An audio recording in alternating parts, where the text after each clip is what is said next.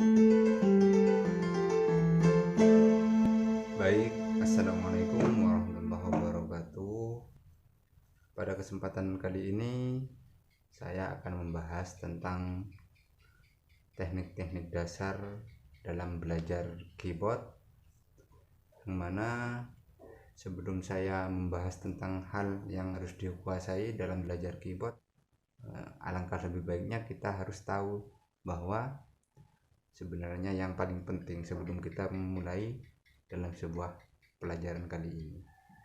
Sahabat keyboard yang saya cintai, hal yang paling dasar yang harus kita kuasai terlebih dahulu adalah posisi tangan kita yang pertama.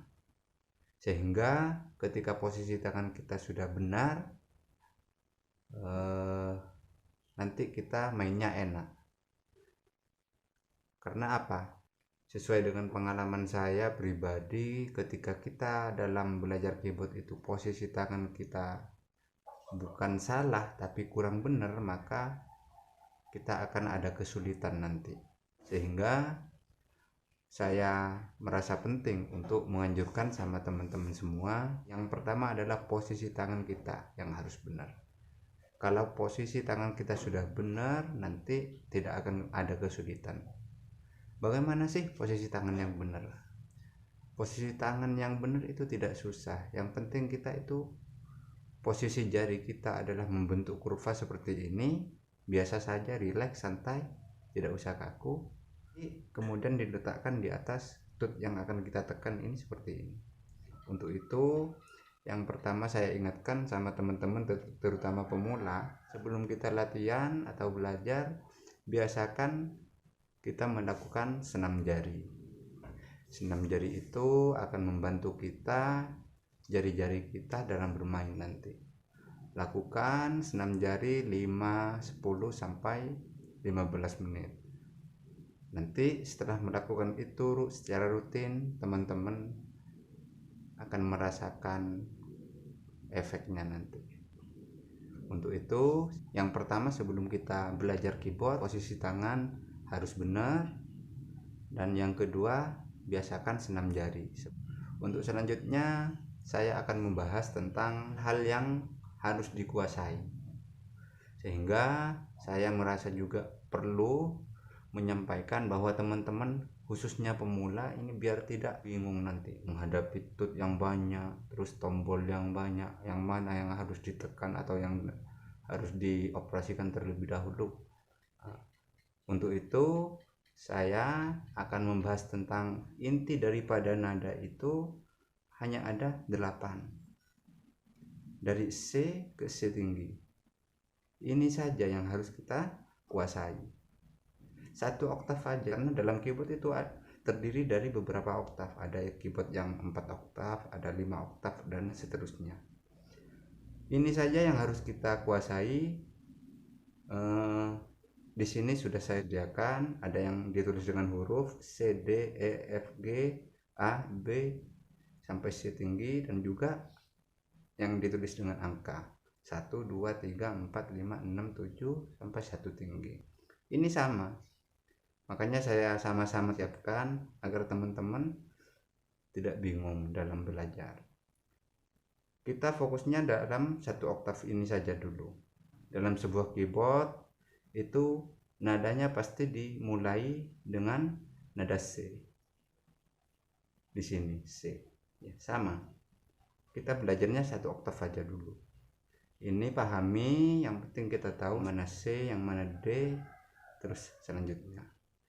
Saya jelaskan bahwa untuk nada yang pertama biasanya dimulai dengan nada C.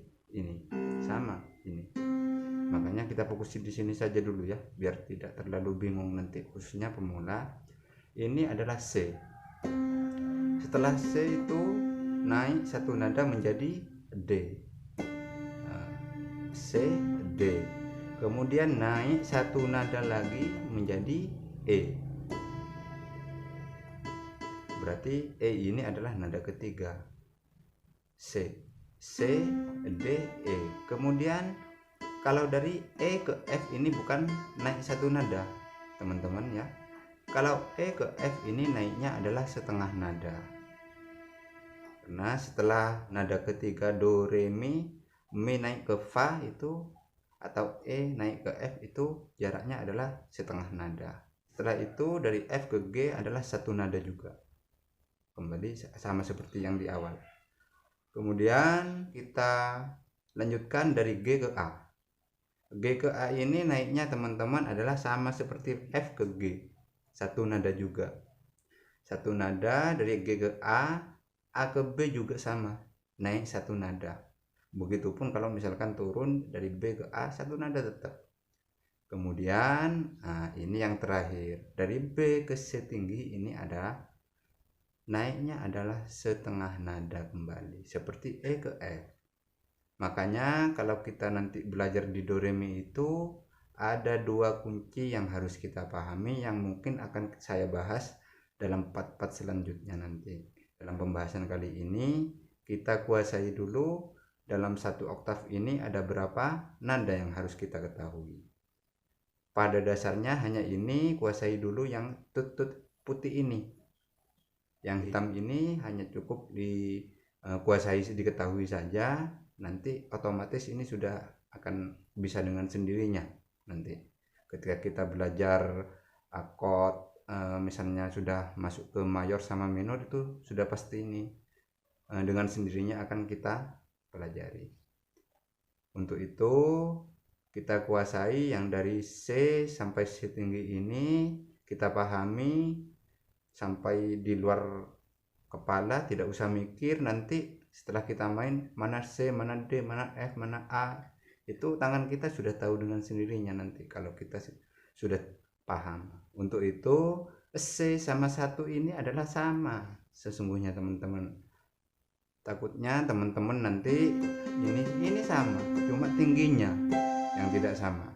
Artinya kalau yang ditulis huruf di sini ini adalah oktavnya berada di oktav 1, 2, 3, di oktav 3. Kalau di oktav 4 yang saya tulis ini adalah ininya cuma tingginya yang tidak sama. Kalau nadanya sama, C ini sama dengan 1, D sama dengan 2, E sama dengan 3, F sama dengan 4, G sama dengan 5, A sama dengan 6, B sama dengan 7, dan C tinggi ya sama, 1 tinggi. Sehingga ini mungkin akan membantu teman-teman khususnya pemula biar tidak terlalu kebingungan nanti banyak mikir. Fokus saja di sini dulu, saya anjurkan tidak usah memikirkan hal-hal yang lain dulu. Fokus kuasai nada C sampai C tinggi ini. Semoga dapat membantu teman-teman, memudahkan dan juga memahami sesungguhnya inti daripada kita belajar nada, belajar keyboard itu yang perlu kita kuasai adalah satu oktav ini, dari C, D, E, F, G, A, B sampai C tinggi. Mungkin itu saja dulu yang bisa saya sampaikan, kurang lebihnya mohon maaf. Assalamualaikum warahmatullahi wabarakatuh.